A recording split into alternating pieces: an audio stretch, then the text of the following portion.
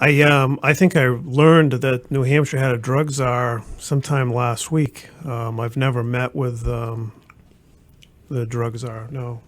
So there's been no outreach in regards to, is there been outreach from the governor's office at all in regards to the drug issues here in Concord? No, I think I read a report that they had done an outreach to over 100 individuals throughout the state regarding the issue of substance misuse in the state, but I did not make the. You made the cut. I did not. I did not. Yeah. I think that they may have reached out to the Chiefs of Police Association, which I'm not an e-board member of, but they didn't reach out to me individually. Is that a meeting that you'd like to have? Would you like to meet with the drug czar for the state of New Hampshire?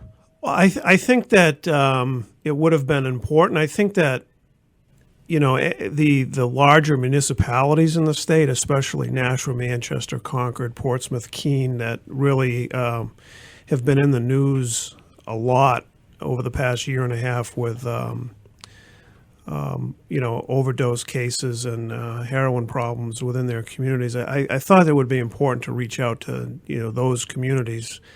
I'm not aware of anybody in this community that was, consulted. Yeah, I agree. I mean, if it's a drug czar, you would assume that it would be kind of an all-encompassing type thing, where you'd be looking at all different aspects of it. And what does law enforcement need? What should their strategy be in regards to dealing with drugs?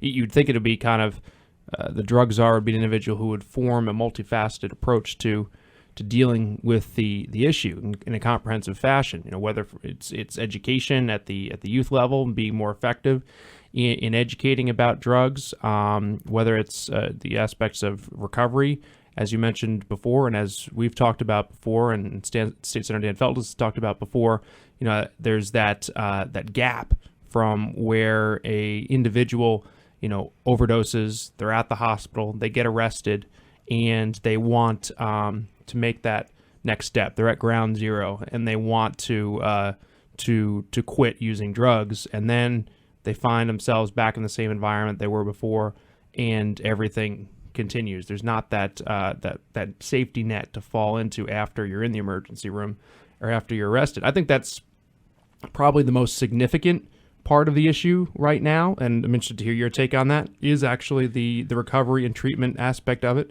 because I think that's where things are lacking the most. So I don't mind if that's the primary focus, but again, I think it should be multifaceted in dealing with the issue of drugs in New Hampshire. I agree with you, and I think that, at least in my training and education and my experience, not just in policing for 26 years, but I've learned that, you really should talk with the people on the ground, your boots on the ground. They really have a lot to offer, and you learn a lot from them, as a leader or as a manager to really form policy decisions. And I think that law enforcement, as the chief in Manchester is talking about, he has a lot to offer because his community is really plagued with this epidemic. I mean, it's probably, 5 times worse or more in Manchester than in any other community.